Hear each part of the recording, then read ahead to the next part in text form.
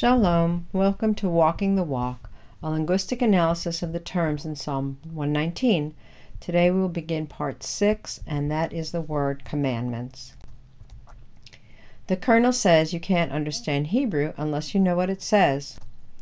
Hebrew is constructed in such a way that words with similar letters have related meanings. By examining the related roots of each word, we come to a better understanding of what Hebrew words mean. The word which is translated as commandment in Hebrew is mitzvah. We see it more frequently in the plural mitzvot, and you see here a list of the verses in Psalm 119 where it appears. As we go through this particular study, we want to keep in mind that we're going to let the Word of God define what it is that mitzvah means. And I say this specifically here because in Jewish thought, in Yiddish usage, or even in current Hebrew in Jewish thought, the idea of a mitzvah is a good deed. And it is true, if you complete the commandments of Yahweh, you will be doing good deeds. But it's more than just some nicety that we do so we can feel good about helping our fellow man, or we can feel good inside ourselves. But it is a commandment, and we're going to see that clearly in the word. Genesis 26:5. Because that Abraham obeyed my voice and kept my charge, my commandments, my statutes, and my laws.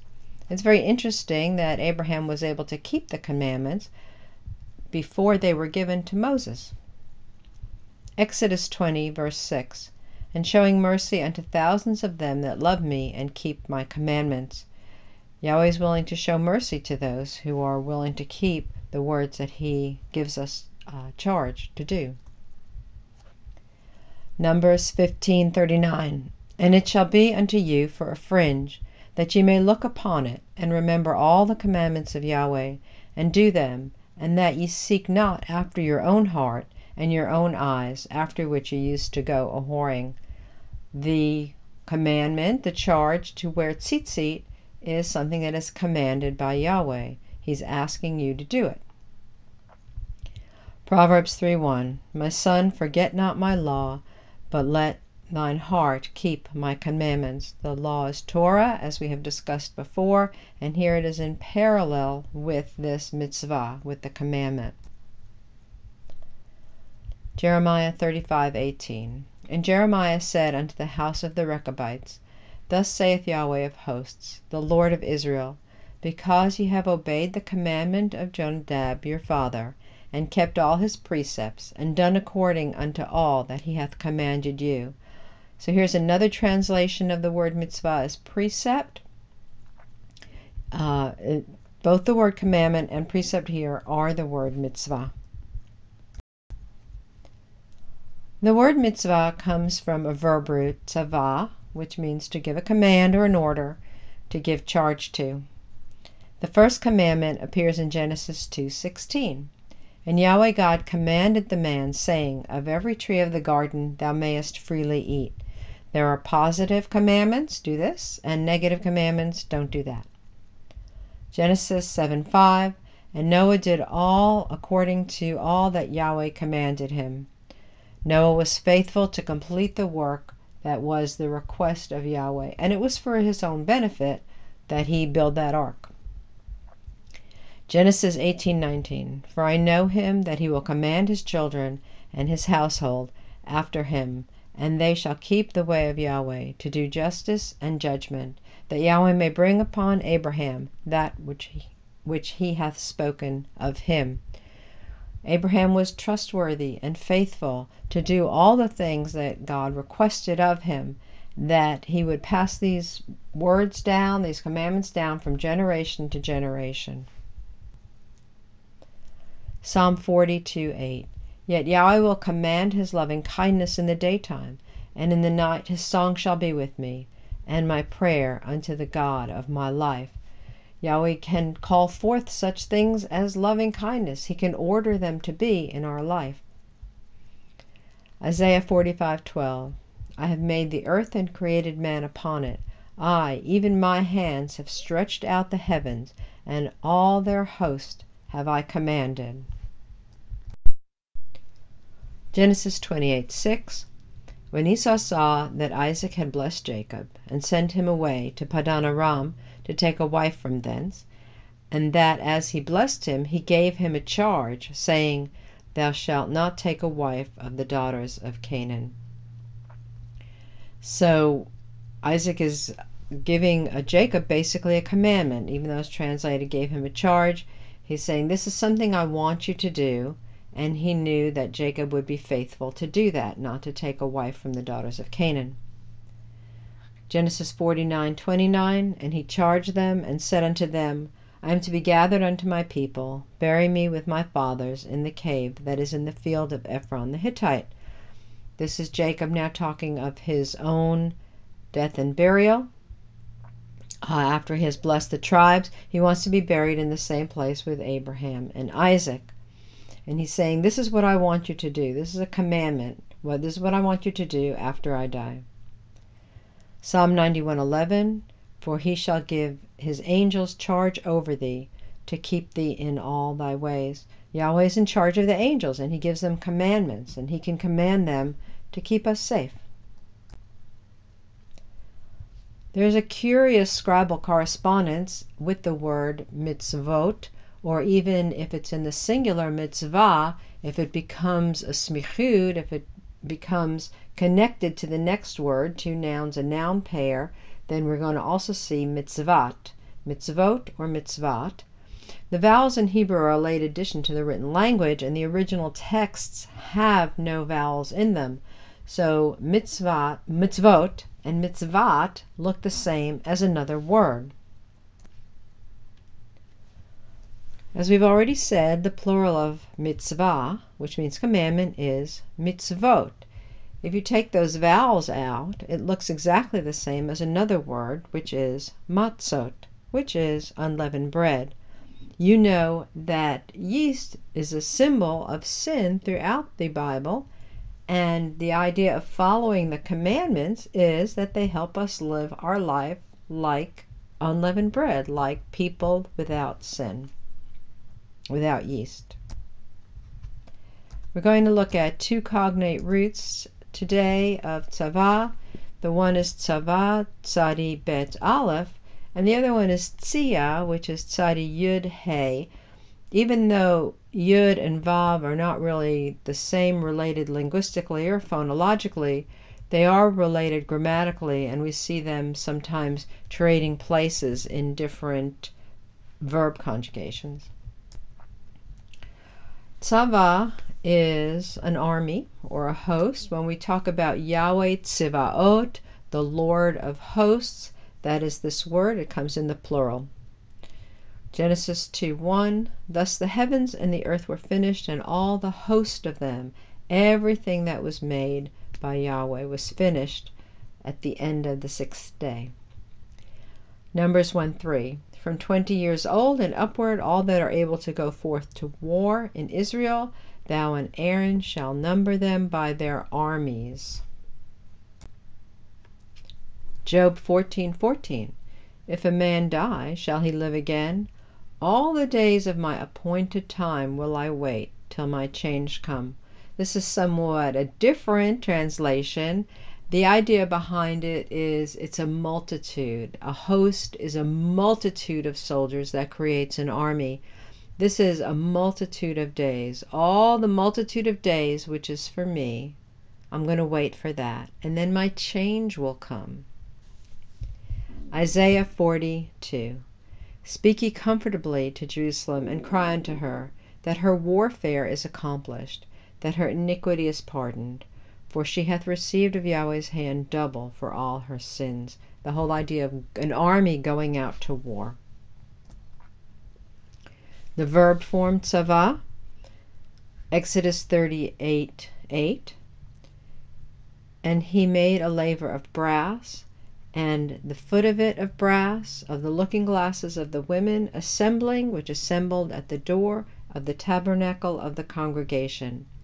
So not only does the idea of tzava mean to assemble to go forth for war, but it also has to do with serving in the service of the tabernacle. A multitude, a host of people are going to come to serve at the tabernacle. And this is talking about the women who are assembling there. It's very interesting that the laver is made of looking glasses.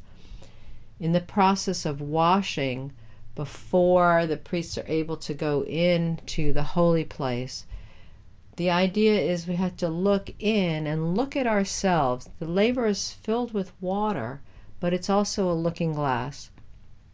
The water is the word of Yahweh, and we need to look into that word so that we can make a proper assessment of ourselves. Numbers 4:23. From 30 years and old and upward unto 50 years old shalt thou number them, all that enter in to perform the service, to do the work in the tabernacle of the congregation. Talking about the Levites, they are eligible to serve from the time they're 30 till the time they're 50. Numbers 8:24. This is it that belongeth unto the Levites, from 25 years old and upward. They shall go in to wait upon the service of the congregation, tabernacle of the congregation. Isaiah 31:4.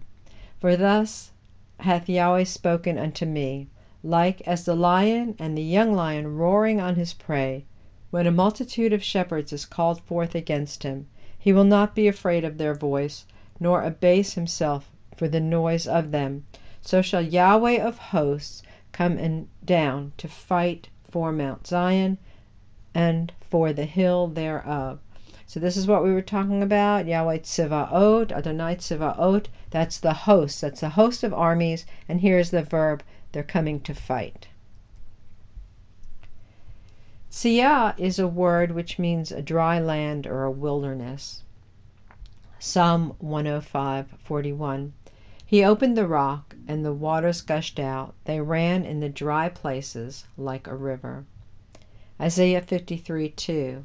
Speaking of Messiah, for he shall grow up before him as a tender plant, as a root out of a dry ground. He hath no form nor comeliness, and when we shall see him, there is no beauty that we should desire him. He sprang up out of a dry place. By the time Messiah came, the people of Israel were spiritually dry.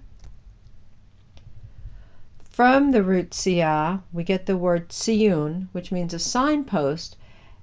The related idea behind those two words is that a very dry place is noticeable. It stands out on the landscape. Jeremiah 31:21. Set thee up waymarks, make thee high heaps, set thine heart toward the highway, even the way which thou wentest. Turn again, O Virgin of Israel, turn again to these thy cities. A signpost on the way, so we can see where we're going, the direction that we're going. Ezekiel 39:15. And the passengers that pass through the land, when any seeth a man's bone, then shall he set up a sign by it, till the buriers have buried it in the valley of Hamon Gog. And from the idea of tziyun, a signpost or a waypost, we have the name of Zion. 2 Samuel 5:7. Nevertheless, David took the stronghold of Zion, the same is the city of David. Psalm 2:6. Yet have I set my king upon my holy hill of Zion. Isaiah 2:3. And many people shall go and say, Come ye, let us go up to the mountain of Yahweh, to the house of the God of Jacob, and he will teach us his ways, and we shall walk in his paths. For out of Zion shall go forth the law and the word of Yahweh from Jerusalem. The word here is Torah, and we've already talked about that. The word of Yahweh is Davar, and we will talk about that in the future. So this is Zion. Zion is the seat of Yahweh's king, and this is where the word will be taught. This is where the word comes out from. What do commandments mean in the spiritual life of a believer? As we have already said, keeping the commandments will help us lead a life free of sin. The comparison of the matzah, the unleavened bread with no yeast. Yeast is sin. As we complete the mitzvot, They tell us the direction of the way we need to go, the things that we need to do in this life to walk free of sin. Remember that the definition of sin is lawlessness. It means to be without Torah, to be without the commandments of Yahweh. We are to Yahweh to serve as an army and as a priesthood, and this is confirmed in the Brit Hadashah in 2 Timothy 2, verses 3 and 4. You therefore endure hardness as a good soldier of Yeshua HaMashiach. No man that goes to war entangles himself with the affairs of this life, that he may please him who chose him to be a soldier. We are involved in a fight. You know, in Ephesians 6, it talks about the armor of God as if we were soldiers. We wrestle not against flesh and blood, but there is a battle to be fought. And you are conscripted into this army when you become a believer. Also in 1 Peter 2:9, you are a chosen generation, a royal priesthood, a holy nation, a peculiar people, that you should show forth the praises of him who has called you out of darkness into his marvelous light. You are called to serve as a priest. Also, the commandments are like signposts in a wilderness or in a desert. As we walk through this life, regular life, normal life is bereft of spiritual meaning. But as we find different commandments of God, that we're able to fulfill these commandments, we're able to complete the things that he asks us to do, then we know that we're on the right path. Some people would just like to live by the Spirit. Oh, the Holy Spirit told me this or that. If you are not completing what is already written in the book, you need to reassess your commitment to the Lord and what you're doing. If you are walking in his way, you're going to see the signposts of the feast. You're going to be completing the feast. Oh, look, it's Passover. Oh, it's Matzah. Oh, it's Shavuot, and so on. These are signposts that tell you that you are going in the right way, in the way that Yahweh has commanded. I'm sure as you think about these things, many other ideas will come to your mind about what it means to keep the commandments and the charge of Yahweh. In the meantime, tasim et ha'einayim al hashamayim. Keep your eyes on the sky, your redemption draweth nigh. Shalom.